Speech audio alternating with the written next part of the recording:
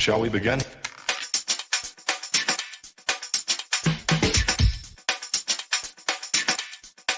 Let's begin now.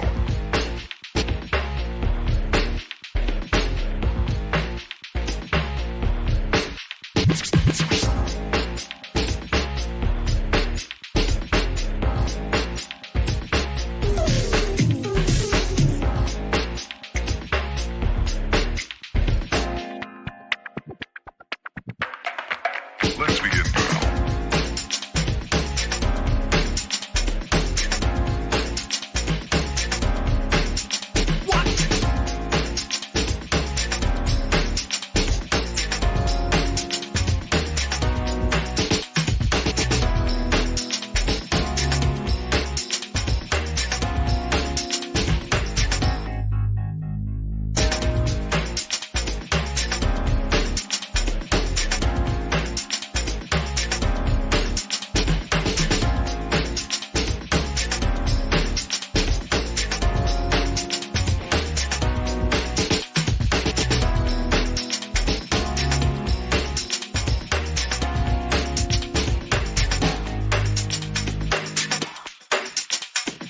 This is not a drill.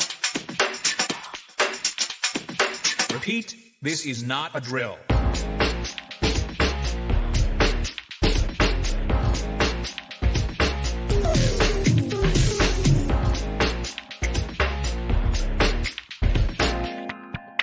Is that all you got? Let's begin now.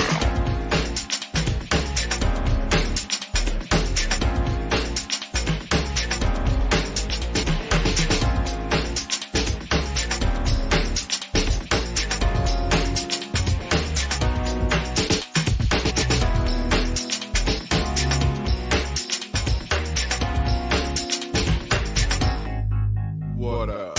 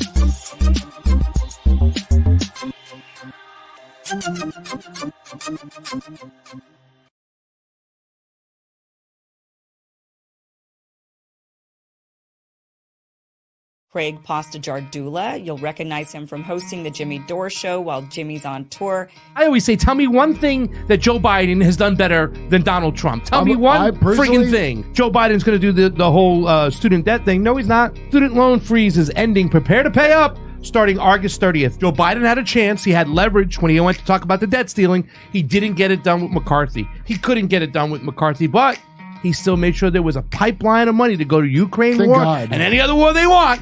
But student loan forgiveness, it was worth it because they're winning. That was their crown jewel. Didn't get it done. How many people has Joe Biden been guilty of killing? That's right. Joe Biden was for every single war, including the Iraq war. He was a senator with the Democrats, and he's the one who brought it to the table for George W. Bush to have his illegal war. Maui fire victims faced evictions and cutoffs. Can you imagine this? The fact that they're sending all this money, they're arguing to send all this money to Ukraine, and they won't even help these people out. They don't have money to help the citizens who lost everything, but they have money to fund war. We're going to be here every Tuesday and Thursday at 6 p.m. Eastern. And now remember, it's time for Pasta to go.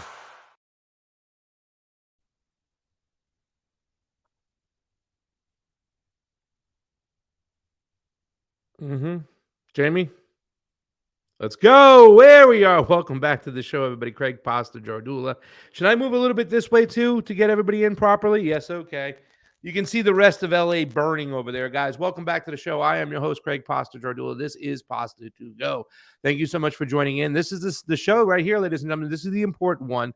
These are the shows you don't want to miss. These are the shows you want to watch because the inside information, the amount of knowledge I have when it comes to elections, I can share with you and give you the actual scoop of what's going on and kind of lay out what's happening. No, I did not make it to Venezuela. Unfortunately, our visas were blocked. It's a whole story in itself, and I hope that the people who did do so would look in the mirror and understand why it was so important for us to go. A lot of people don't occupy the lane of the actual process of elections. When the Convo Couch, Fiorello, and I go to these countries in Latin America, which we observed 6 general elections, I think, total. I got to count it. It's around then, but many that a lot of people haven't done. We scrutinize these elections. We don't go there to push communism. We don't go there to push socialism.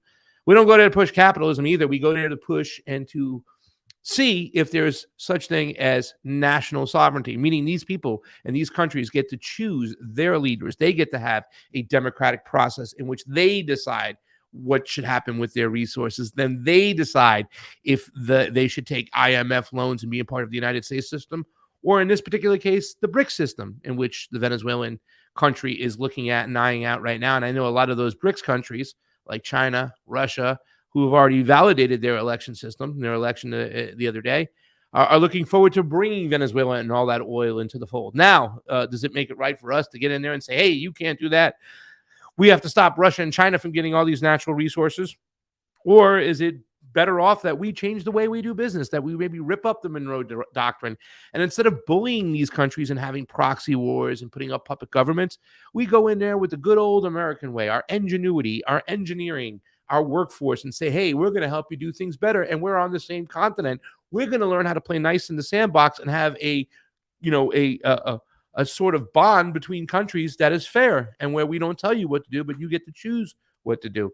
I think that's what we should move towards. That was something that RFK was talking about when he was running in the beginning, that he wanted to compete with China economically. That changes the whole mindset about the way the United States does business. So that's what's going on in Venezuela, and we are going to break it down. Also, right now, there's some bad news for a lot of the lefties out there. They have been flaunting this one statement by Jimmy Carter talking about 2012, I believe it was 12 years ago, when he had talked about the process being one of the best in Venezuela. Well, now the Carter Institute has issued a report on the elections this year, and it's not so great for those people echoing Jimmy Carter. Another reason why it's important to have people like myself, the Convo Couch, and my first guest of the show, who's also experienced elections in other countries, just recently in Russia. Ladies and gentlemen, friend of the show, political commentator for Pasta to Go. Ladies and gentlemen, my Goomba, who makes great meatballs and serves it with Chianti, Don DeBar is with us here. Brother, how you doing, Don? Doing all right. I miss you, buddy. Me too, bud. So, one of the most interesting things I noticed about the change of heart of the Carter Foundation is that within a day of the posting of their attack, well, just a little framing, what you were referring to was Jimmy Carter coming to the defense of Venezuela's presidential election back in 2012, I think, or 2014, and saying, in essence, that the structures that have been developed, particularly under the constitution that was developed by the people in Venezuela with President Chavez, made it the freest country and the freest elections in the world. That the system, you actually did monitoring there, so you are more familiar with this up front and personal.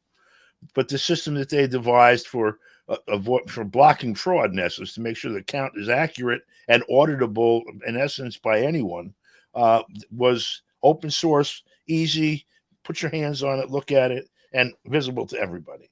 And therefore, that's a contrast to how elections are done in most parts of the world, certainly in this part where I'm sitting in New York. And so that's what he was referring to. So we were looking as the same patterns around this Venezuelan election began to emerge, that have emerged around every other one since Chavez first took power in 1998-99, that from the beginning, there's some reason or another why it's not legitimate. This time, the opposition, quote unquote, is boycotting it. so it's not legitimate for that reason. Next time it's because they blocked this person from being on the ballot, and without giving you any more explanation than that, in a situation, the United States has everything they can do to keep Donald Trump off the ballot. Every 6 ways from Lawfare Tuesday. Here in Venezuela, this woman who wants to run for president also has assisted materially in the looting of the country by foreign businesses and by the United States. The stripping of the country of one of its primary foreign assets, Citgo, and the enabling of the guy, the basically assistant vice president that they appointed to endorse the paperwork that turned over the assets of Venezuela abroad to foreign bankers and other thieves. She was barred from running for president, and oh my God, what a repressive, so-and-so that country is. For that here, for what Trump was convicted of 34 felonies on, I think we paid that hooker off to keep her mouth shut, and we hid it from ourselves, basically. There's 34 felonies. Enabling the theft of the primary wealth of Venezuela, there's no felony there at all. She should be president. That's the reasoning around it. We'll get into that, and we have all that stuff. I got it all laid out for you, brother. We did a lot of research. This is my area. I love to talk about this stuff. Which is that the thing on the webpage today that caught my eye that wasn't there before is that I guess Jimmy Carter is going to be 100 years old next month. And so they're having a seance, or it depends on his state at the time. They say he's alive right now, and every once in a while he moves on camera. So perhaps that. But if you look and see who's sponsoring this huge shindig, it's every corporate thief that's wanted to take Venezuela down since it rose. They're funding the place now, basically. Yeah. So I think there's a connection. No doubt whatsoever, Don, that the Carter Institute today is different than it was years ago. In fact, that's why it was co-opted. That's why they had this COINTELPRO-like takeover, because they understood it was a valuable asset. And listen, it's playing right into their hands, Don, because the people who were screaming Jimmy Carter this, Jimmy Carter that weren't around, didn't understand what was going on. Jimmy Carter also in 2014 in the Baker-Carter Commission, which was a dual-party commission to decide where and how our elections are fair and free, and where there's some serious places for fraud. And they both came up with the fact that mail-in ballots are the area most ripe for fraud. Now, so if you're going to stand behind Jimmy Carter, you're going to stand behind Jimmy Carter. But that's the problem too, Don. A lot of the people that kept us out of Venezuela, they didn't put their ego aside and understand that people like myself, Fiorella, you, and all these other people actually don't need the Carter Institute to validate or unvalidate an election, because we understand the system as is. But before we get away from that, let's bring in the other guest, because we got another guy here. He's not as handsome as Don DeBar, but he's a lot smarter and he's a lot funnier. Ladies and gentlemen, my friend from the homeless left, it's the Homeless to Go show when he's here, Matt Weinglass. Great, Pasta. Thanks for having me back with you on your show. We love having these conversations. I love your insight. I'm actually learning so much today from you, and I'm excited to dive more into this Carter Institute and what the capture, obviously the capture that's occurred. And it is kind of bad news for all the lefties out there from what I'm seeing. Yeah. Well, the thing is too, as well, and I think Don will also agree with me too, as well, is that their statement, and we're going to go over their statement, actually provides a valuable resource for the opposition right now, because the opposition's claims before today, before this Carter Institute came out, were really kind of, baseless and broad, and they didn't hit anything specific. In this particular situation, they've actually given some ammunition to the opposition in which they should stick with. At least if you were hiring me to say, okay, how would you push back against the Chavistas over here in this election? What would you say? I would hit this area they're hitting right now, but we're going to explain what's going on so the people out there understand what's happening. Let's bring Don up real quick. Let's bring up the video. We're going to start off. With the video of Jimmy Carter saying what he said back in 2012. And this is what everybody is referring to, because a lot of the reporting you'll see coming out of the PSL people, the Answer Coalition people, their statement is that it's just a fascist government trying to stop a socialist government. I don't want to operate in those waters. That might be true, but I want to show on paper whether it was real or it was unreal. whether there's areas it could be cheated, how it could be cheated, and what it would take to be cheated. So let's start with 2012. This is Jimmy Carter and what he said about the Venezuelan elections, about the process. And I guarantee you, if Donald Trump and Kerry Lake would have to tell the truth about which election system they would like to see come this November, they would pick the Venezuelan system every single day and twice on Sunday, because it's far better than what they're facing when they come up in November. Take a look. This is Jimmy Carter in 2012. They have a very wonderful voting system where you go in and you touch the screen and vote the way you want to, and instantly that touchscreen result is recorded and can be transmitted electronically into the central counting headquarters, but it also prints out a paper ballot. And when you get through voting, you can not only have voted electronically, but you can look at the paper ballot and make sure that's the way that you wanted to vote. Then you put the paper ballot in a box, and you can go back and check the results later on if there's any doubt about it.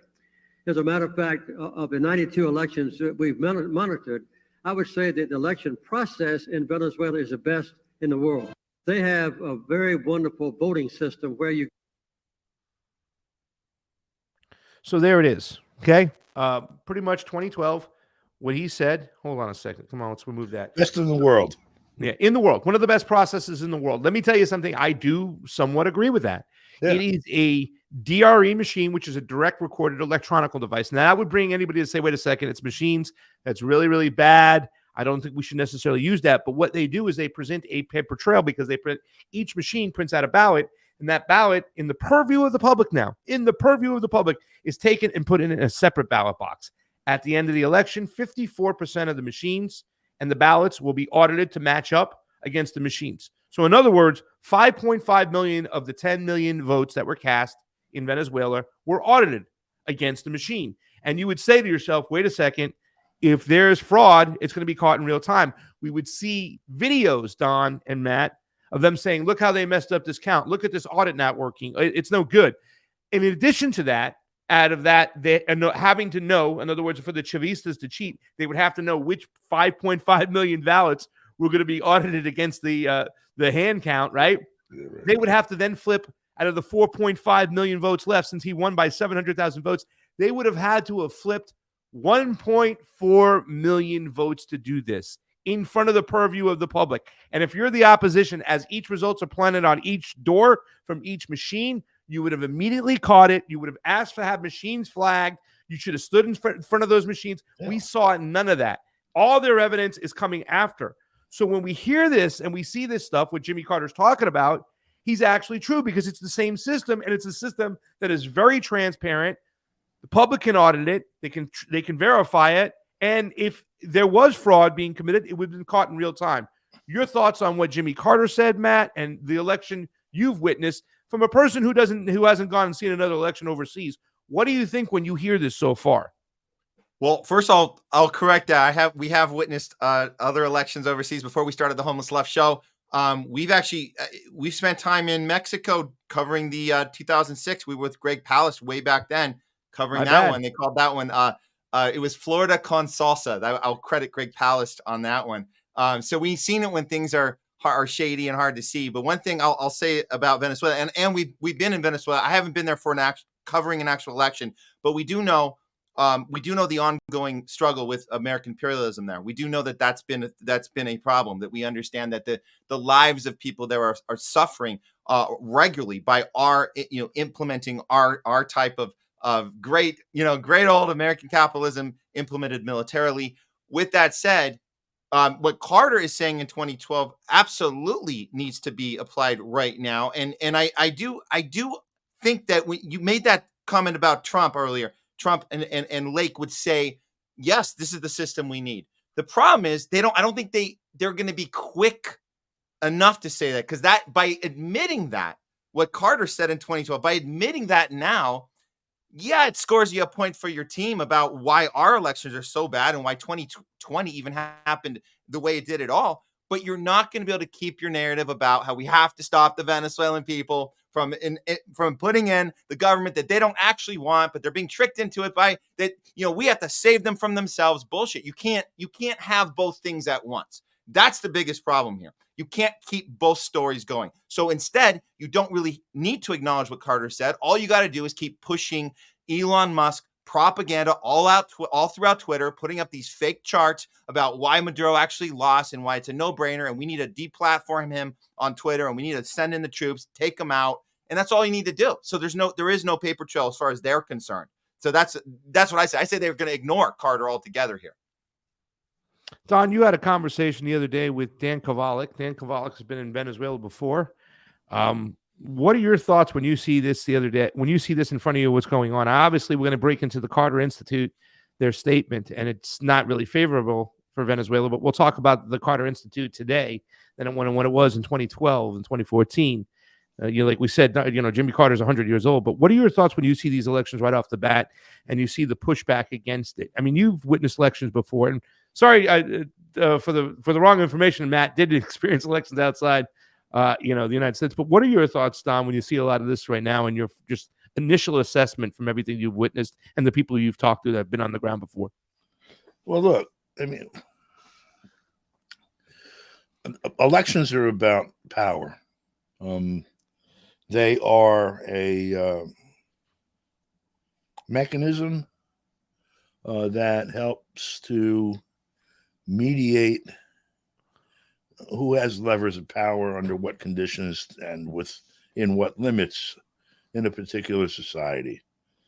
The idea that people have in, say, the U.S. and other Western countries that elections are a prima facie evidence of a democracy, residing in the jurisdiction, are naive, to be kind, infantile, to be accurate. They are one form of social control that leaves the primary tools of social control in the hands of a small elite. The budget, as simple and as fundamental as that is to the operation of the federal government, is never on the ballot. The existence and or role of the military, which is the largest consumer of discretionary income, other types of income, other resources, is never on the ballot. These things are outside of the reach of these elections. Much of the core and the corpus of public policy, of the real public policy in the political economic constructs in the United States, EU, whatever, is outside of the scope of the elections, both, in reality, say de facto, and also in the form, because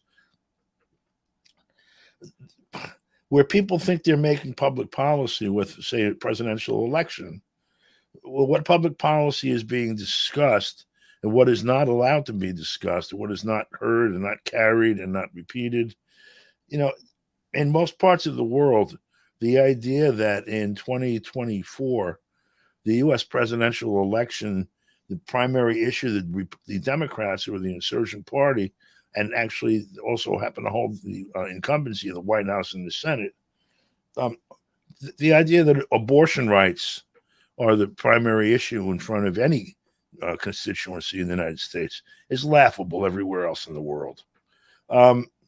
We're involved in a war with Russia. We're walking to a war with China, kicking them in the shins on our way to the playground. Again, there's so many things you could just recite that are outside of the consciousness of people, that are part of the background now. 9 to 10 million people, perhaps more now with Gaza and some other hotspots in Mali, et cetera. 9 to 10 or 12 million people will starve to death this year. That won't even get passing reference. My pronouns are more important, Don. That would be, 5% of the population if they're Americans. It's noticeable. The basis of the economy.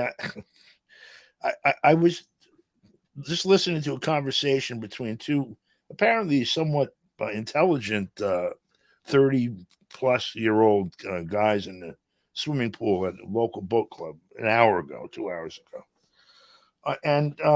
They're solving the problems of the world in terms of the economy and and politics and everything. And in there was Ayn Rand, and it's like I'm thinking to myself, how out of touch, like the entire, not just the political narrative, although that too, that is in the genteel press here, the Times and the Washington Post and Wall Street Journal, et cetera, et cetera, et cetera. Not only is that completely clueless and completely detached from material reality, but the culture around the discussion of politics in the classes that are not just not just beaten up by policy, but the primary administrators of it, at least at the medium interim level, it's gone. It's frightening how it is from reality. And so if we're looking at elections anywhere as a solution to a problem anywhere, probably the first place to start would be who is it whose problems would be the most important to the elite that's going to conduct this election? Because these elections pretty much everywhere, certainly in the U.S. and its colonies, serve only the interests of the people who own and or operate the U.S. and its colonies. And so if we're going to look at what is happening here, what we have to ask is, who is it that represents the interests of the U.S. and its colonies here? And how much of the machinery of the conduct of the election is within their control or within their hands? And if you look at what's going on in Venezuela or elsewhere in Latin America or anywhere else in the world, really, within that view, with that perspective, you'll understand a lot. You have a landscape in Latin America, very much like in the United States and Europe, where I guess what you would call the neo-liberal and the neocon parts of the voting blocks are kind of balanced. They run like 50.5 to 49.5 back and forth. Maybe if there's a big run up because somebody really screwed up, maybe 53 to 47 or whatever. What that means is, and all kinds of things are done to engineer that it gets to that too. If you have a dead guy running the country, with his sneakers tied to two knuckleheads he works with or whatever, on the one hand, starting a war with Russia, he's still remembering, when he was a champion for busing that he wasn't, and all sort of crazy shit. If you have him running against a guy that half the country thinks got screwed out of the election last time, and that really we haven't seen since we got rid of him any problems be solved.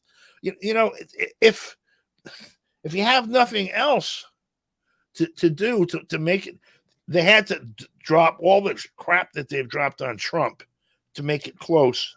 And this way, those in charge of the architecture can engineer the outcome. In Venezuela, if you removed the sanctions from the West, from the United States and its puppetry, basically, if Venezuela were allowed to freely trade with Europe, Asia, Africa, with both Taiwan and China, and this block of countries in Africa and that block, based on their own self-interest and the self-interest of the other people, like we see with the relationship with Iran and others that are developing now. If that were allowed to happen, Venezuela would be thriving. In the context of what's happened since 1998-99, or certainly since the passing of Hugo Chavez, when they've really put on the pressure to try to get Maduro out and undo that revolution there, while the country's been sanctioned, so that you can't get lots of medicines, construction materials, butter, all these different things that you can, when you have a country with a population of 40 million people, no matter how well positioned you are with natural resources and geography and the energy and intelligence of your population, most of the things that are necessary for life in the 21st century are not manufactured within your country's borders. And so you have to engage in trade. They have some of the largest, if not the largest, oil reserves on the planet. They have some of, if not the largest, gold reserves on the planet. They actually have control of a good part of this, unlike many places around the world, and have at least attempted to apply these things to solving the problems of their societies. While under this huge stress of being banned from the global economy, they looked around and said, what do our people need? Well, there's 40 million of us, or 38, or whatever the hell it is, or 28, maybe 30 million of us, and so many are living in like slum, tin house, cardboard, etc. Let's build some houses. So what did they do? In the last 6 years, I think, they've built 5 million new homes. 5 million new homes. That is like one for every 6 Venezuelans, man, woman, and child in the country, got a brand new home in a country where they have trouble buying toilet paper because they can't manufacture it locally and are not allowed to buy it from anyone else. That's one aspect. Now, I'm operating the opposition in Venezuela. We are the heirs of the people that gave away the store for 100 years there, that let other people come in, steal whatever wasn't nailed down, just sat there and took my little piece of it and told the locals to shut up. They threw me out. They did this. These people that they've propagandized and all this other crap still now suddenly live in a house. A lot of them wonder, how the hell did this happen? And no matter what you tell them when it's voting day, they're like, who's that guy that got us the house again? And that's how they vote. And so when they do all these things to make it marginal and then expect that behind the curtain they're going to steal the election, sometimes reality drives a much harder bargain. And I think that's what we've seen. And this is a lesson in reality that apparently the group that runs this whole circus just doesn't want to learn. But the people are in the process of teaching it to them yet again. And it's crazy because they do have all the weapons to manufacture consent, right? Like there was a decent amount of people that did vote against the Chavistas. And really, to tell you the truth, to what you said, Don, you know, I don't care how you feel about Nicolas Maduro. There has to be some credit given to this guy. I mean, he's following a legend in Hugo Chavez, one of the most loved, leaders of the Latin American, South American countries, Bolivarian. I mean, just a god to many people. And this guy succeeded him, and he was finding a way to keep things together under the most crazy, crippling sanctions of all time. I mean, they have a lot of oil. They have a lot of gold. The people used to have it. It's the same type of mentality, Don. You say, why can't these people learn from their mistakes? Well, they're so pissed off about it the way they are in Cuba, right? It wasn't just about the hotels and all the industry and the, like the hospitality. I mean, 80% of Cuban industry was owned by corporations and oligarchs. They want it back. They want it back in Venezuela. But I mean, let's get into the election system itself. I'm glad you kind of pointed all that stuff out. It's amazing. And when people look at this situation, right? I mean, obviously, without me doing my work over here and breaking down the election for what it is and saying, I stand behind national sovereignty, I stand behind real democracy, the people choose their leader, and that's all I care about. It doesn't take a genius. You didn't have to read Anya Parampel's book, which is an awesome book, to understand what's going on in Venezuela. You have people like John Bolton openly talking about it as a plotter of coup d'etat in Venezuela. You have people like Donald Trump saying we were suffocating them. They were going to fall. We would have had the oil. We would have took the oil the way they did in Syria. You don't have to be a genius to know the fact that we've been meddling in their business for quite some time, and they're just manufacturing consent, and they're using all the proxies. Like, listen, if you didn't see what Elon Musk was all about, I hope you see it now. Israel and Venezuela has just exposed this guy from what some of us have been talking for quite some time. It's like, hey, he made his money as a defense contractor. Starlink is not something so you could just have internet in the middle of nowhere. It's also guiding the drones, guiding the missiles. This guy was attached to DARPA, a defense industry, outlet for the United States. So showing their true selves, and they're using every bit of power, the United States apparatus, the Venezuelan apparatus, to try to manufacture consent. I will say this right now because we're getting reports that the coup is still underway. They're pushing full strength at it. The best time for coup d'etat and I bet you that John Bolton will say this, I bet you Pompeo will say this, is when there's a highly contested election and you can manufacture consent for your interference right now, as long as you make Nicolas Maduro look like a dictator and not a chosen democratically elected leader, you could push forth with your plan. So right now they're going to push, and they're going to push hard. Let's read the Carter Institute's. Matt, you want to say something really quick? I want to chime in real quick about Maduro because for perspective, we were in Venezuela back. We actually worked on a documentary for 10 years. We put it out. It's on Amazon right now. You guys, we had Ed Asner before he passed away. He executive produced the film. We were following a faction of the Tupamaros down there in Caracas and trying to figure out what was going on behind the scenes during the Hugo Chavez presidency, and during our making of the film, which took way longer. And people who've made documentaries know how long they take sometimes. We didn't know what was happening from day to day. It was very dangerous.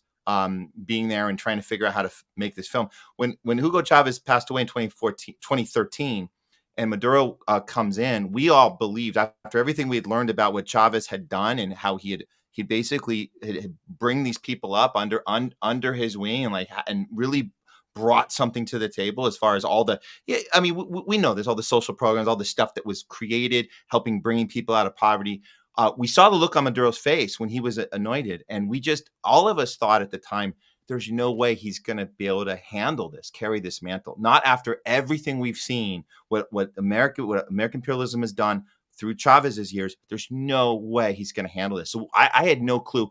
Watching him for the next several years, and then our movie finally came out in 2019, and I go back to it. I go, I don't know if we gave Maduro a fair shake at the end of our film because we didn't know what he was fully capable of. And when we watch him now, and I mean, this is awesome. When I see clips of him going in and voting the other day, walking out and saying "Free Palestine," I mean, this guy's got some balls. I'm just saying he's embraced the movement on the ground. And he doesn't seem like he's going to stop. He's going to just get stronger. I think as you say, Pasta, this is the time for a coup.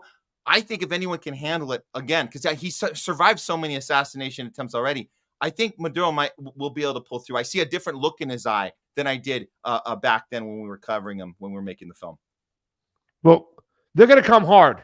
They're going to come hard. They ain't going to let down. So let's get into the Carter Institute and talk about this, because right now, this is not good news for the people who've been screaming about the Carter Institute. You know what? I made a point, too, as well. In 2012, he said that the process itself in Venezuela is one of the best, right?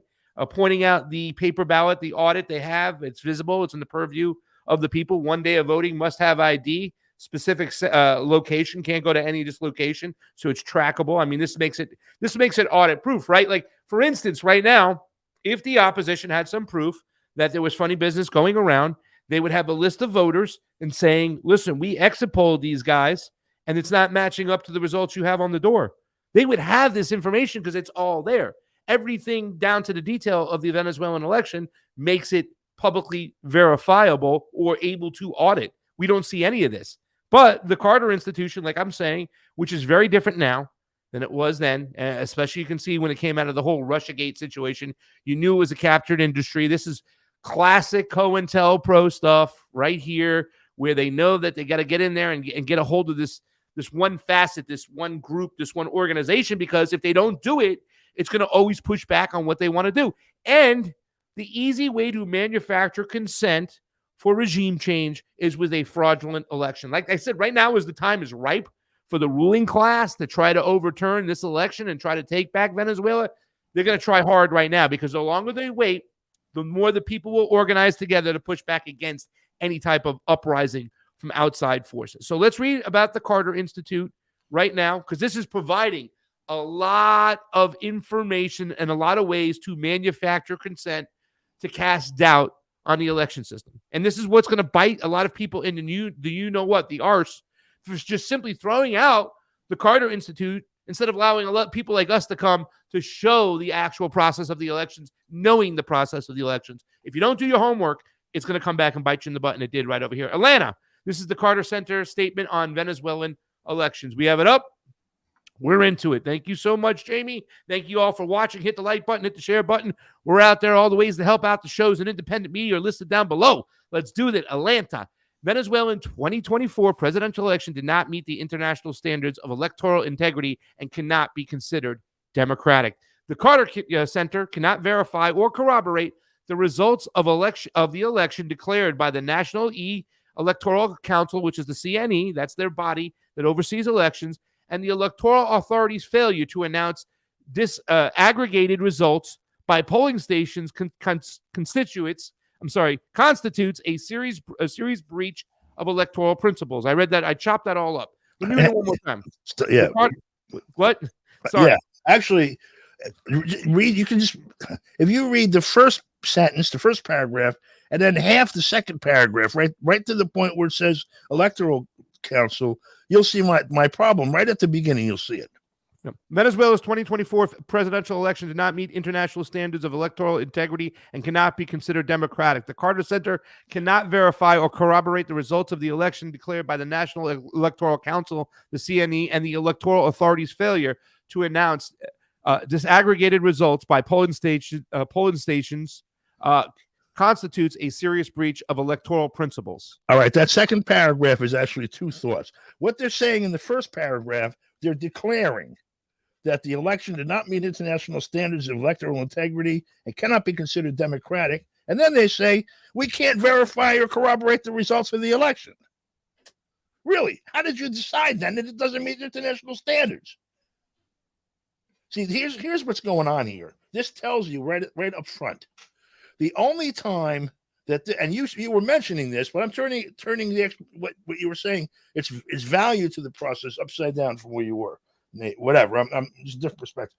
The only time that this stuff has any value to the people who are trying to reacquire Venezuela is while the country is deciding how to respond to the election. If you're interested in deciding whether or not an election meets international standards of integrity and are democratic, that is something that can be done without a doubt if you take your time and do a forensic of the election. You can't do it in 3 days. It's going to take you a month, a year maybe. But it can be done wide open in front of cameras. And if you're going to talk about the legitimacy of the election at that point, now you're talking from a position of authority. This is not reporting. This is not science. This is advocacy.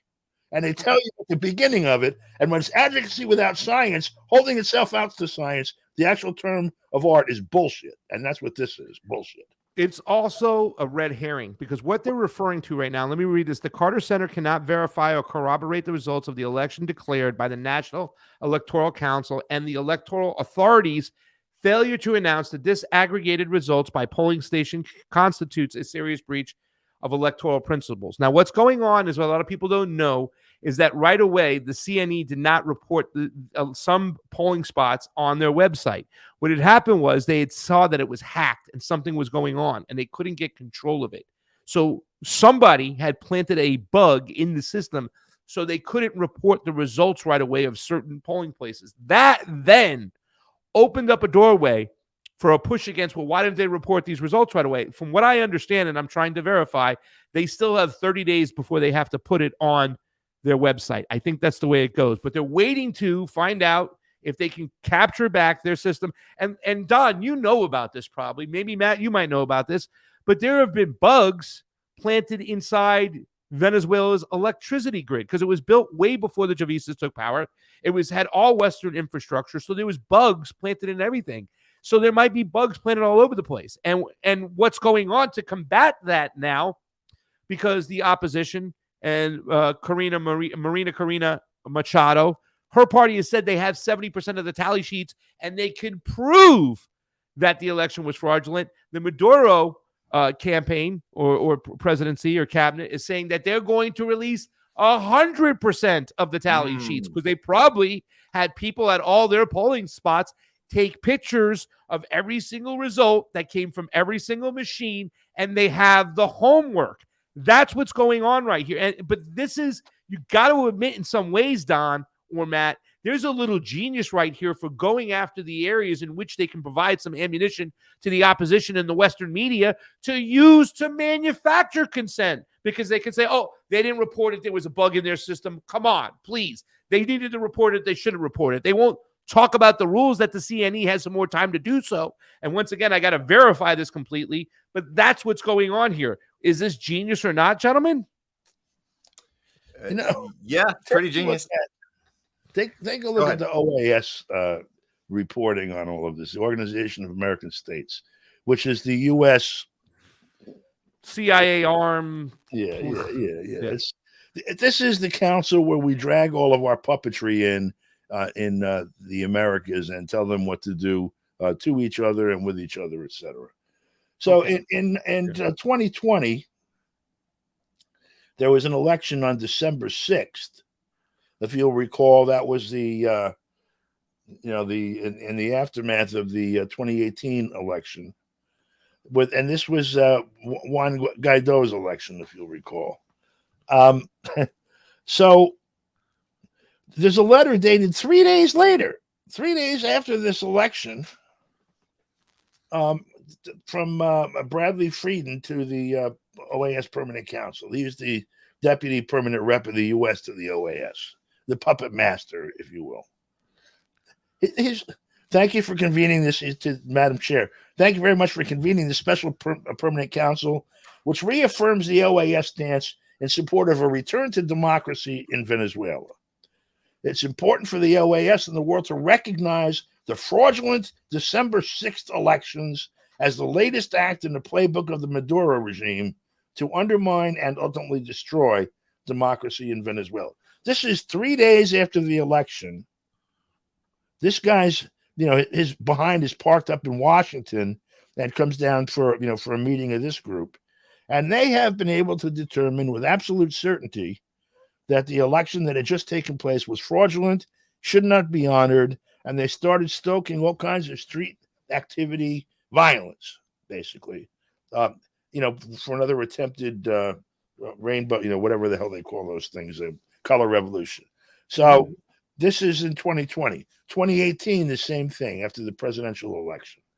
On and on. As part and parcel of the beginning of the campaign, they either, we're going to boycott this time, so no matter what the outcome is, it's not legitimate because we didn't participate.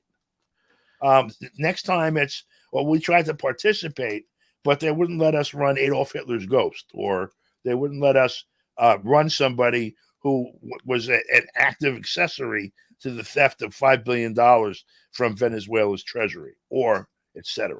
Yeah. We're going to get to that. The post-mortem, where we did not hear a single reassessment of these earlier election critiques in the United States, while they discussed how this election was crooked even before the election took place. And they're not accountable for any of the things that they tell us, and consequently, they can give us the same lies over and over and over, and we have no tools to look at and analyze and critique these, the way they should be. Yeah. Well, with that being said, though, Don, right? The Carter Center is it's no longer the Carter Institute. It's the Carter Center now, right? A little bit different, still same birthplace, but different, ending up in a different spot, different co-option right now.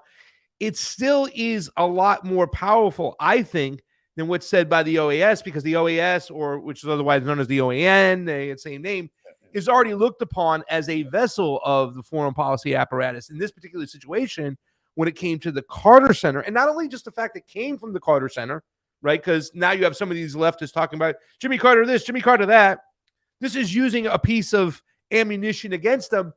I still think the way they criticize in difference than the OAS did, and look at this next part, because we got to show this next part right here, I think is genius in some ways, because they actually go after, like I'm saying, if you were hiring me, Don, to give you reasons on how you can push back against the Chavista government, they hit some of them there.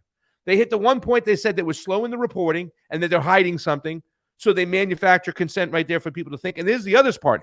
Voter registration was hurt by short deadlines, relatively few places of registration, and minimal public information. Hold on, though. Here's where it gets fancy. And here's where it gets where people saying, okay, this is a logical point. Citizens abroad face excessive legal requirements to register, some of which appear to be arbitrary. This effectively disenfranchised most of the migrant population, resulting in very low numbers of voters abroad. The registration of parties and candidates also did not meet the international standards. Now, before I go on, talking about that last point, there are reports out there, Don, that there are almost 7 million Venezuelans abroad. Less than 1 million had the ability or the right to vote. Now, there's talks about the fact that, well, the United States didn't recognize the Maduro government, didn't let us set up an embassy. They tried to set up Juan Guaido and Carlos Vecchia's embassy over there. That was a big deterrent in people voting, but it's for something for people to say. It's like, yes, had they let all the migrants, the people who were forced to vote with their feet, meaning they had to leave Venezuela, this election would have been different. And it was smart if the Carter Institute or the Carter Center is working for the opposition to point this out. Your thoughts? Yeah. Look, so I'm living in Venezuela. I assume I think things have gotten worse since Chavez and or Maduro, then I'm either looking at it, including the sanctions, impact, not considering the source of it, it's all bad. I'm getting out of here. Or my life declined in relation to what I expected, because where I was clipping a little bit here or there, extra or whatever, now, some people have to live indoors, so I don't get to, steal a little extra T&E on my government job or whatever. So some of those folks would be inclined to vote for the opposition, of course. There, you go to Miami, there's no surprise, right? And around the country, people leave the places that they left because they weren't happy with the conditions there. They have different critiques of how they got there. The reason I left Caracas was because the U.S. made it impossible to live there. I came here because this is where my stuff is, basically. Yeah. That's one way. Another is, when the empire recedes from a particular corner of the world, it's very wise, those that are the compradors that have served it, for them to leave with it, so they don't face justice from their own people for betraying them for however long they were involved, like in South Vietnam or, a lot of places all over the world. And I don't mean to pick on Vietnam. But when the people here are given the option to vote, it's administered by others. I mean, it's nominally under, I assume, the international treaty that Israel violates, Geneva, with the laws on diplomacy and the maintenance of services abroad. So nominally, it's in the hands of the the country that's conducting the elections, but an awful lot of the actual material means is in the hands of the host countries. The United States, people don't know about this, but the U.S. as the host of the United Nations, for example, they're starting it again this month, because next month is the General Assembly general debate. The heads of state from all over the world, 193 countries or whatever it is, come to New York, and they get like 5, 10, 20, 30 minutes in front of the world to discuss the issues of the day. And the United States plays games with that. We're the host country for the United Nations because we were free and open and all that crap was the original theory. Well, people like Gaddafi, we won't let him rent a hotel room. He's going to set up his tent somewhere in a parking lot in New Jersey or whatever. This one from Iran's not allowed to come here. Putin certainly won't come here. He had Castro. Remember Castro? They would let him get in there, so he went and hung out with the Black Panthers. That's right. He caught that A train. Yeah, I know. That's so. But this is so. When you have your emigre communities voting, there's a taint to that. Where are you? First of all, I'm a foreigner living in a strange land. I like getting a parking permit so I can park my car on the street without a hassle. I like not getting pulled over every time I drive home from the corner bar. Whatever the little indignities are that a hostile state can visit upon you on a daily basis, I want to avoid that. So when they come around and start telling me, look, this election is very important to us, and we want to make sure that things come out right here, and so we can make it easy for you to vote or hard for you to vote, or easy for you to walk with kneecaps or without, too, by the way. Yeah. That's, this is, I'm not saying that people, of course, like that, but the machinery for that is like plain and just out in plain view. So what do you think though about this tactic? Do you think it's good? Do you think it's genius? And I want to get Matt's opinion. Do you think this is just a bunch of hot air, or do you think it's? I mean, people won't put it together, right? Like we talked about the fact that they try to set up an embassy with Carlos Vecchia and Juan Guaido, and that really hindered a lot of the ways Venezuelans could register to vote and vote in Venezuela. I mean, your thoughts? Why didn't he run for re-election? By the way, who? Juan Guaido. I thought he was president. That's a great point, Don. He was anointed president. Where was his campaign? Oopsie, forgot about that one. Plus, I'll say this about this plan. I kind of agree with you. This is pretty genius because you mentioned manufacturing consent.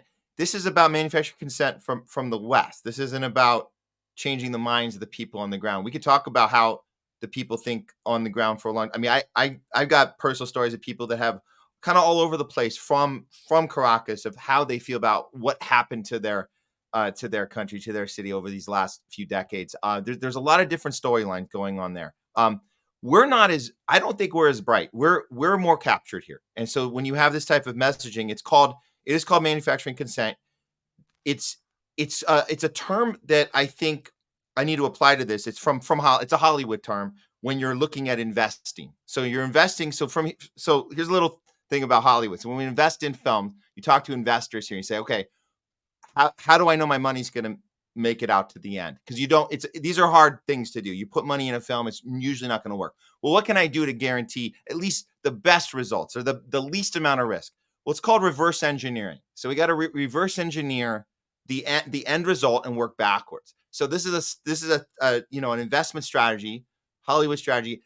We know the CIA takes these strategies from Hollywood all the time. How do we concoct a story that the American people are going to get behind? So they sit around the writer's room and they figure out, how do we get to this end point first? And you work backwards. So everything that was in that article I think we sometimes forget because we're doing real journalism. We're doing real investigation where we start from point A and we try to figure out where are we going to end up is going to be the most truthful place we're able to get to. We don't have an end result ready to go before we start. We don't reverse engineer when we do honest journalism. But when I look at that breakdown you said, and I agree that it's genius because you can totally capture the mind of a Westerner because we've already been conditioned to look at the results first, work your way back.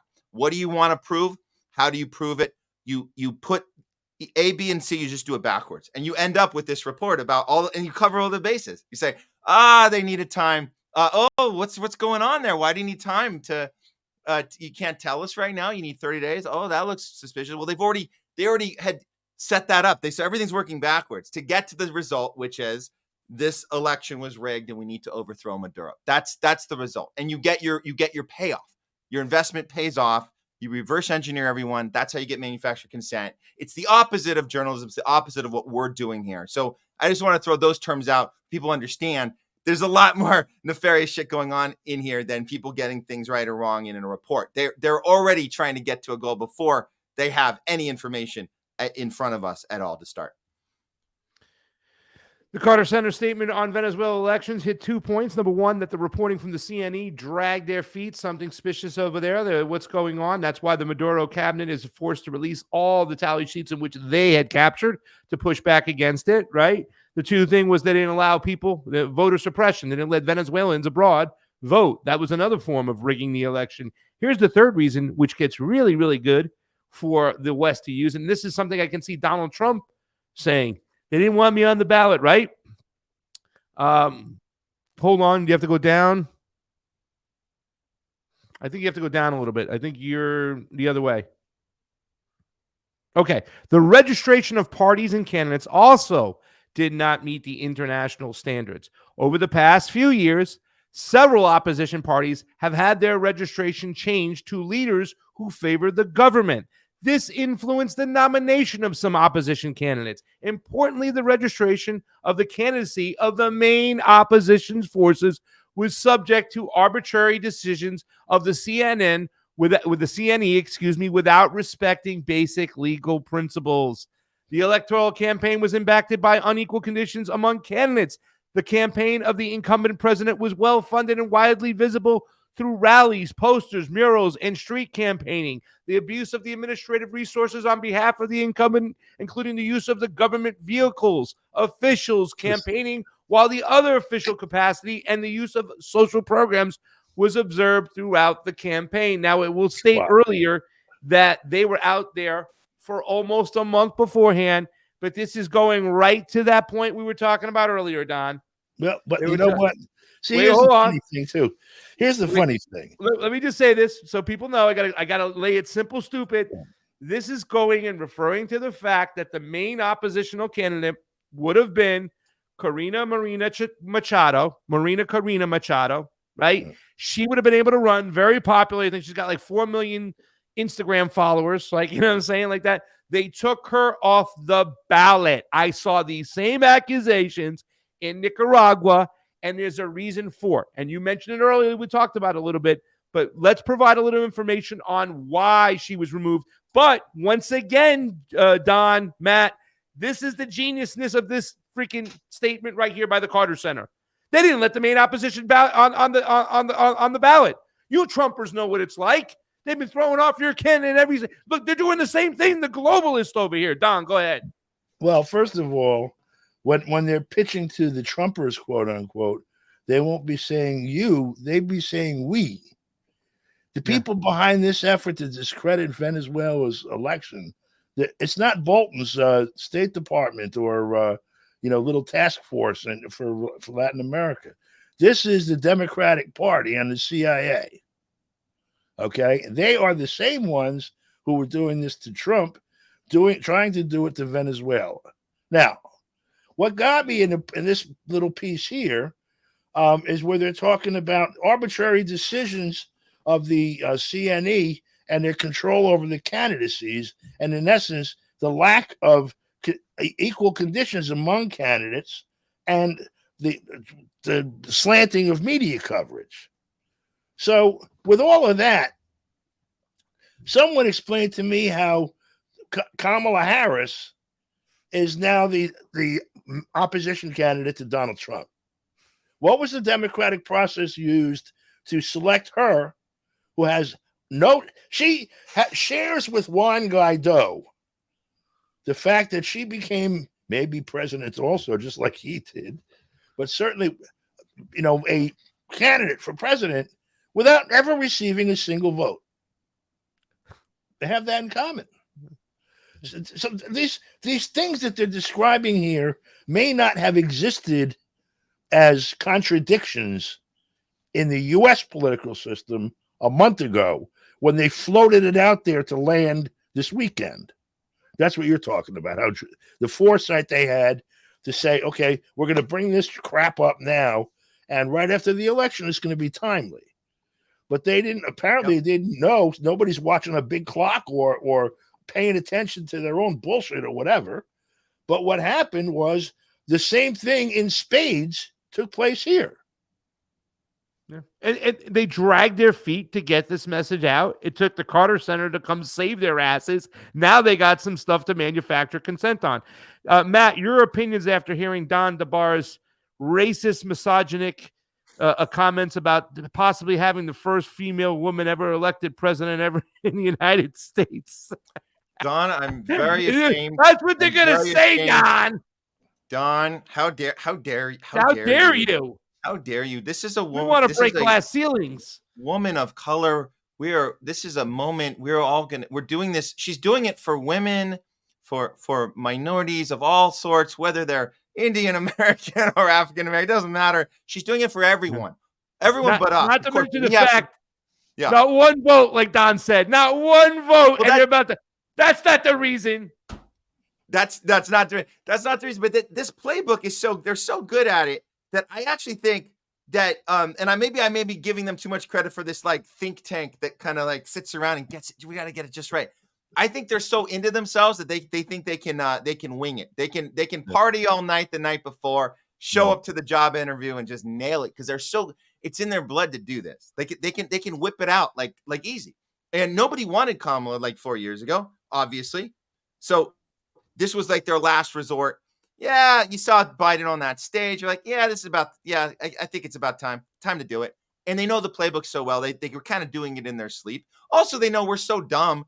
And I'm not trying to be, it's just, come on. Like, people will listen to any garbage told to them, telling them what to think, what to feel. We're watching it in real time right here, right now. We're seeing this white dudes for Kamala. We're seeing this. Oh, she followed the process and the people voted for her. And they're just concocting backstories that never happened and people are falling for. And of course, they're using the female and race card to shut our mouths because we're the problem if we have any problem with that. But that's, they're doing it. They might be doing this like in their sleep because they think they're so good. It's total narcissism.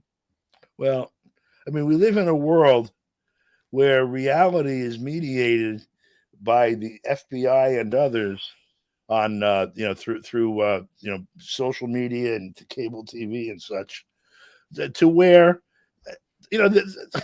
Hunter Biden's laptop material, I don't know, his perspective on some of this stuff, you're talking about how delusional you are.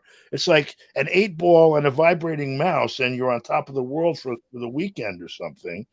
Those are people that they're the ones that are making policy now. I mean, this image of what's going on in the world is designed by the people that have them in front of us, that put them in front of us. So I whatever the hell's happening with all of that, nothing would shock me, certainly, and nothing would surprise. So the rest of the Carter statement, I mean, I don't necessarily need to run it. They said the incumbent also enjoyed, overwhelmingly positive television, radio, yada, yada, yada, some of that stuff, saying they put their foot on the gas. The CNE was biased towards the, Chavistas. And, it still said that the Venezuelan citizens turned out peacefully to vote, still, keeping the Carter Center's,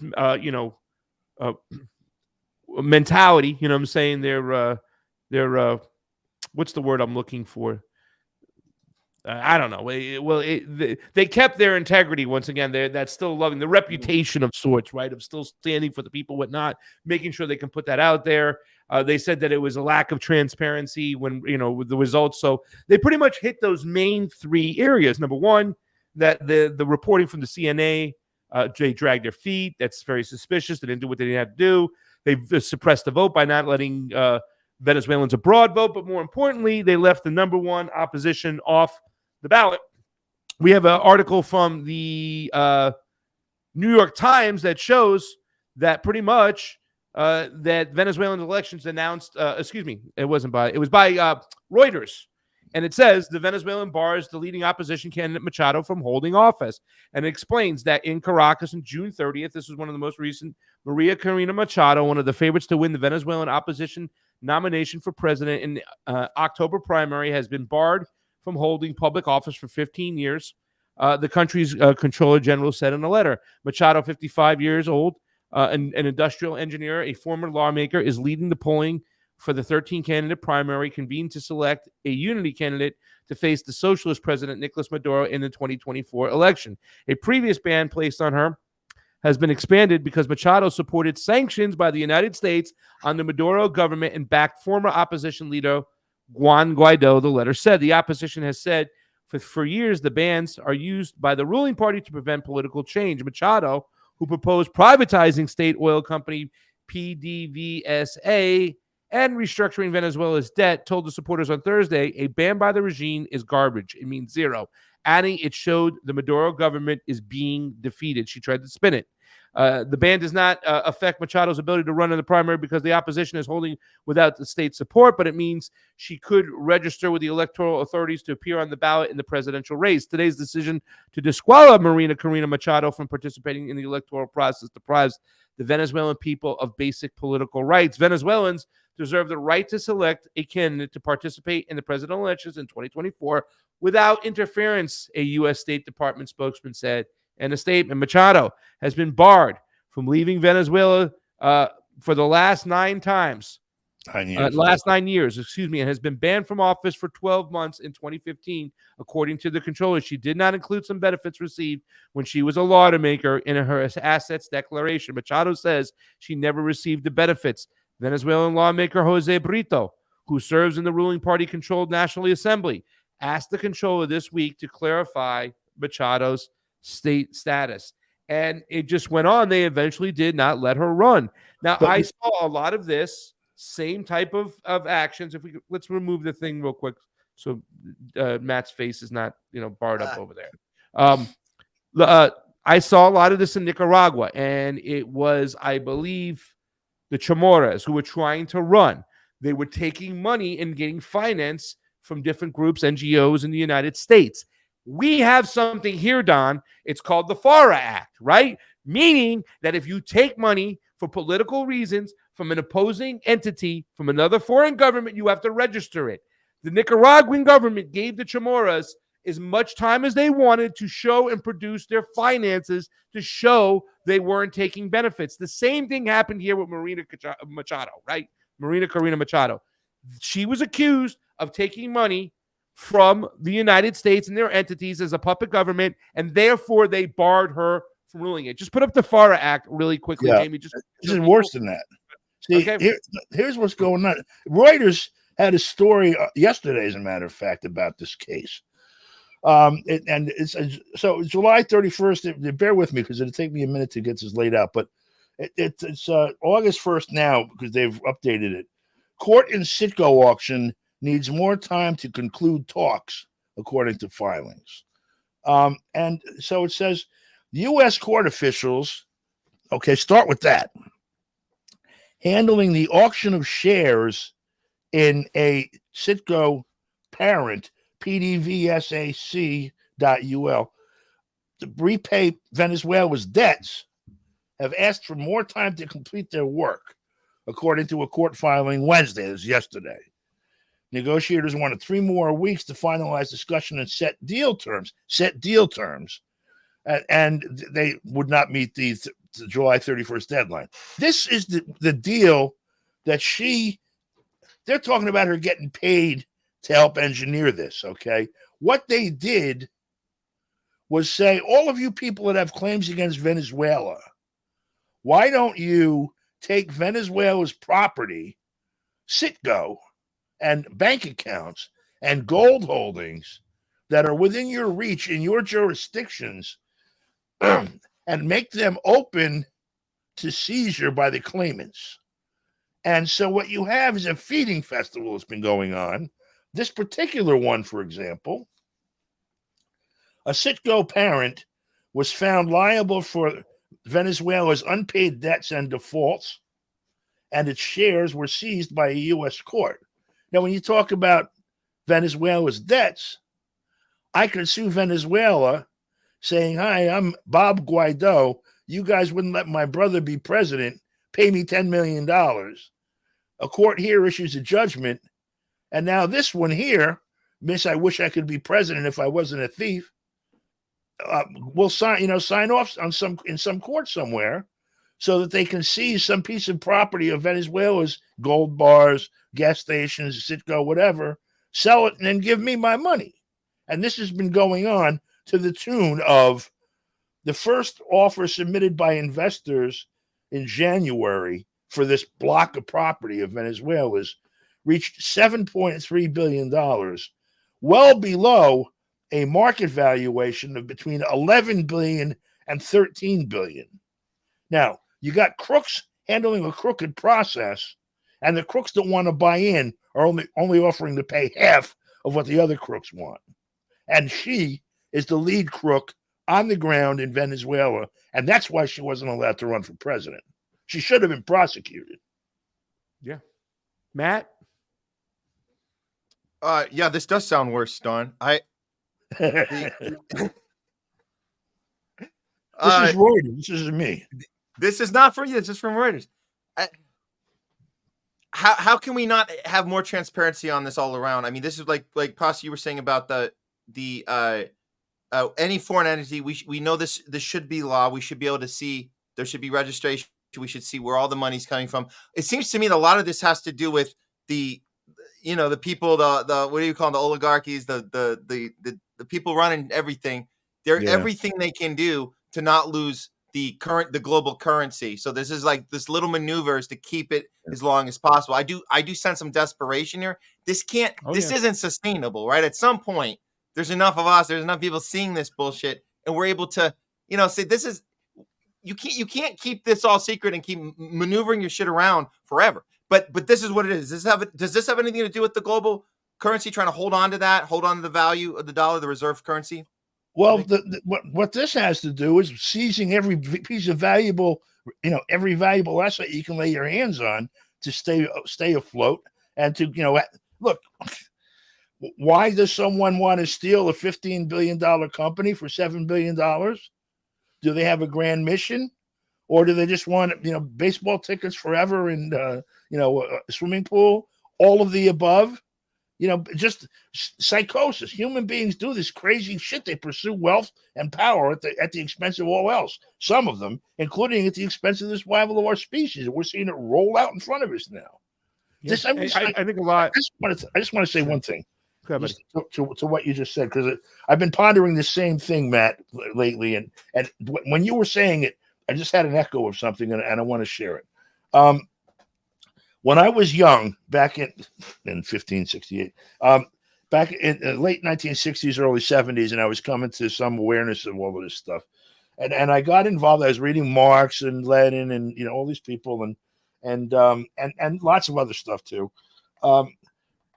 There was a sense in the among the left that what Marx was saying, although he wasn't, was that, look, we figured this history thing out pretty good, and we know where we're headed. And so what we got to do is just kind of funnel it that way. But what we're doing is working our way towards a society where there's no longer class contradictions, and people basically be able to share everything, and the work, the wealth, and everything else. And that this came with, and this was the wrinkle here, almost a sense of inevitability, that this was an historical inevitability. And so in our view, looking at the Cold War, looking at all these different things, the task for the Soviets and Chinese at that time, in our opinion, for whatever the fuck that was worth, was to basically, let's survive this period, because inevitably this is a better outcome for humanity, and it's the one we'll find. And so I also thought at the time, we thought and discussed at the time, that it was, it was almost, counterproductive to be focused on, the things that people are doing. Right now, again, people are basically saying, hey, look, we're at the end of times already. This system is done for. That's what we were saying 50-something years ago, as we watched Vietnam push back, as we had people in the streets like we do now, including in Chicago in 1968, as you had people rising across Europe and Asia and Africa and Latin America. Now they're in second and third decade of doing that. We all had the opinion that, like, this system's, days are done. It's cooked. We just have to, get the marshmallows. And as a matter of fact, it turned out to be a lot more resilient than we thought. And I would just caution, again, that we don't get mystified by what we're looking at, and let our attention drift from what we have to do to help push it over. I think we have one last clip. We've been holding on to everybody for quite some time. I wanted to talk to you guys about Senator Rand's new bill, but this section went a lot longer than I thought. There are a lot of talks still going on with Elon Musk supposedly challenging Nicolas Maduro, or the other way around, Nicolas Maduro challenging Elon Musk to a fight. And a lot of people have been taking stock in that. Now, a lot of the people, when you speak to my friend Corinne, who I'm going to be on her show on Monday, more of a populist right type of person, seeing a lot of the media that shows people, taking down statues, fighting back against the Maduro regime. When you see a lot of that, they tend to think that the people are really uprising against the Maduro government, but they don't see the videos of the support for Maduro and the Chavistas in the street. I believe that Wyatt Reed had a tweet up. Jamie, why don't you give us a little insight to what's going on over here as we play this tweet, handsome?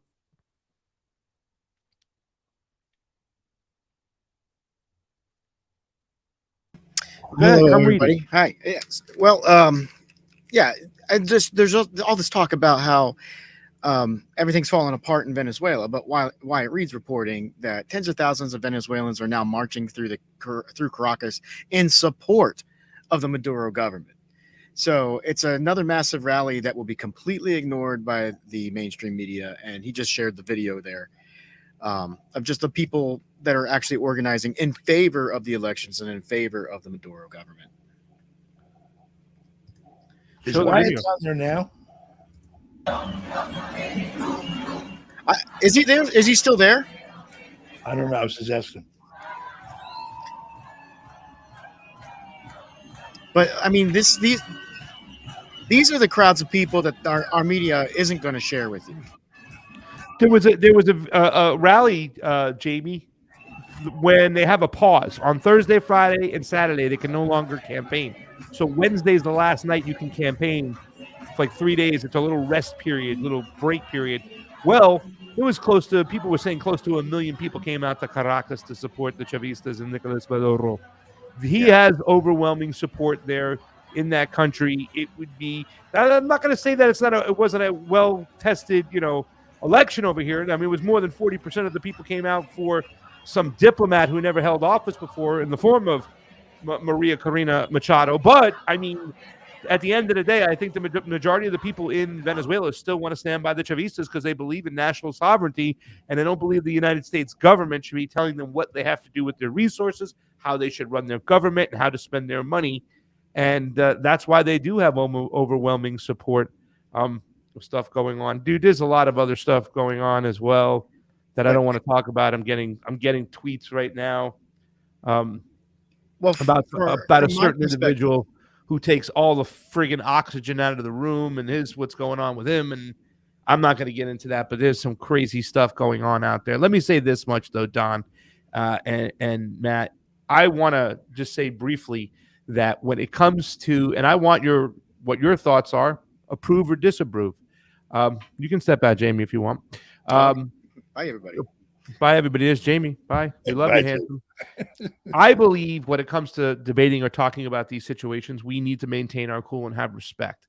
I've had the term or the vocabulary, the word, gusano, removed from my vocabulary because I believe calling a person a worm who disagrees with me is going to get us nowhere. So even if a person who can spit a lot of facts still has an attitude and rhetoric of smearing that person that they're debating or saying stupid things like they deserve to get kidnapped, all the words they're saying that come out of their mouth, even though they might be true, will still have a negative effect.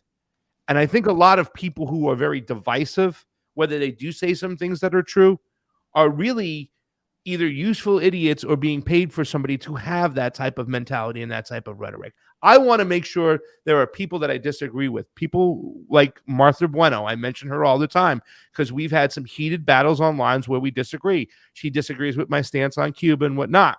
However, I respect her dearly because she was one of the first persons I know and the leader of the Free Ross Ulbricht movement. And there are other areas, her stance on marijuana, that I can agree with.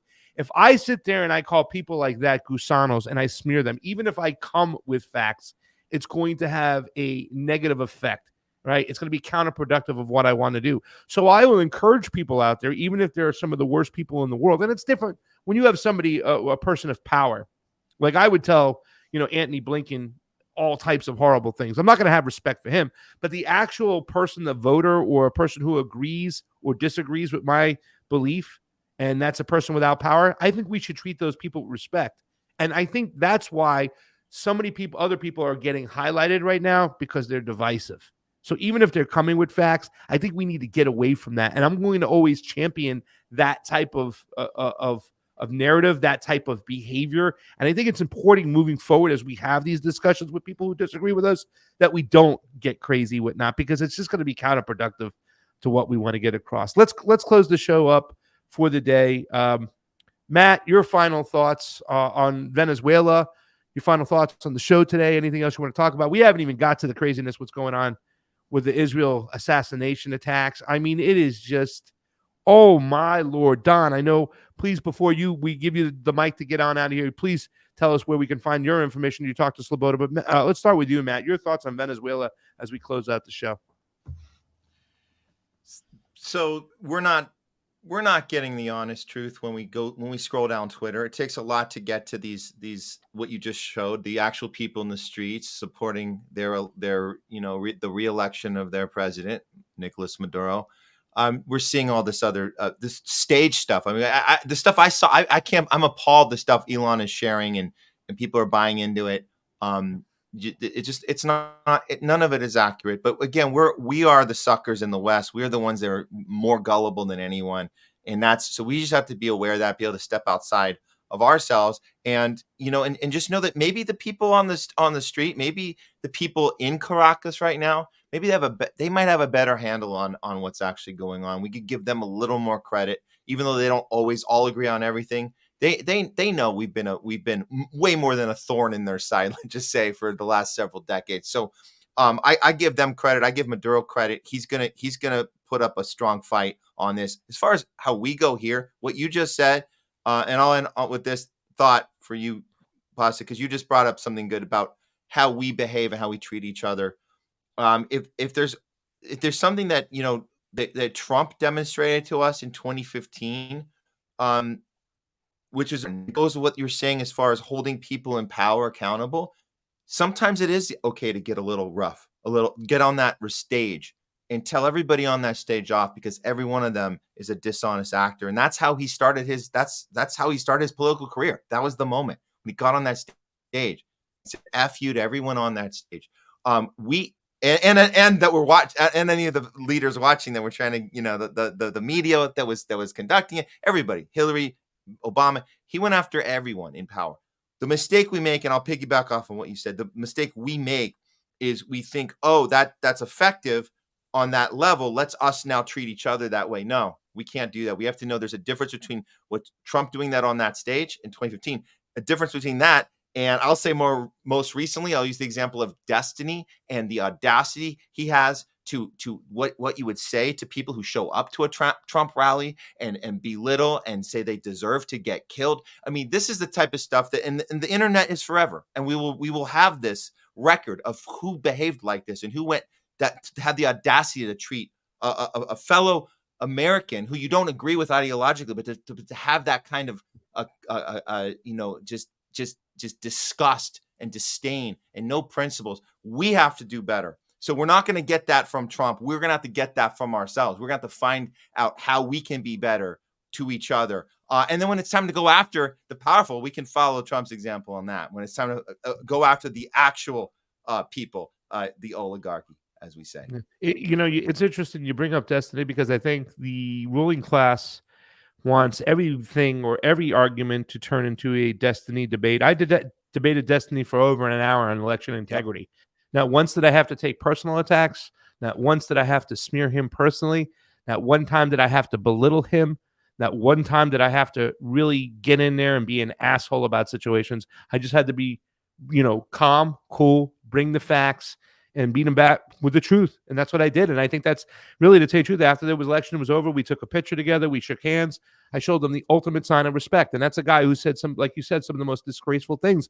But I think they do want everything to turn into a Destiny screaming match, because that's divisive as can be. And that's what the ruling class wants more than anything. If we're divided, they get away with murder. Don, your final thoughts. We got a lot of work to do, as everyone knows. And we got to get with it. And we got to what? And we got to get with it. We had to get with it. Yep. Yeah, I'm running out of steam. So we'll pick this up. Plenty going on, believe me. Definitely. Guys, thank you so much for coming on to the show today. Thank you, Don DeBar. Get jiggy with it. Thank you so much, Matt. We love you guys. Come back and join us again. Have some fun with us, and we'll go from there, guys. Don DeBar, Matt Weinglass, we love you. We'll see you guys soon. You want anything else to say, Matt? No, I'm just looking forward to next week. We're going to do a team up show again. It's the Pasta Homeless to Go. Homeless to Go show. We're going to do the one, I guess, the 1 year anniversary. I hate saying anniversary, 1 year mark since Lahaina. So we have a little bit of that to dive into. I know we've all been, specifically has been really good on that. We need to keep that conversation going, and amongst other stuff, we got to get into Israel. There's so much going on. We got to keep the conversations going. But I appreciate the opportunity thank you so much. Having There's us stuff on. going on in Bangladesh right now. Like people Yeah. aren't even talking about Cynthia, right? I mean, Don, like God. Woo. Next week, guys, we'll probably see both these handsome. We'll definitely see Matt. Maybe we'll see the handsome Don DeBar. We love you guys. You have a great night tonight. Yeah, I think not next time, but the time after that you see me, I'll be in the streets of Chicago reporting. We'll be in the streets of Chicago. Yes. We will be there with you, Don. We will be there. Cool. See you all then. I'm looking forward to it. Great. You got it, guys. Have a great night. Peace, folks. Okay. All right, ladies and gentlemen, that is it for today for Pasta to Go show. I want to thank Jamie for being on the ones and twos. I want to thank everybody out there who's doing that great reporting in Venezuela. I want to thank all the people who are supporting today. We are on my Twitter, and that's where we got some decent numbers today on that Twitter, and I really do appreciate it. We do need your help over in the YouTube and the Rumble, guys. If you can go over to Pasta to Go, go over to Twitter, Pasta to Go show. That would help us out the show. Any ways you want to support independent media, all the links are down below. We're going to get our butts on the ground with your help out there. So thank you so much. We're saving the world one meal at a time. But right now, it's time for Pasta to Go.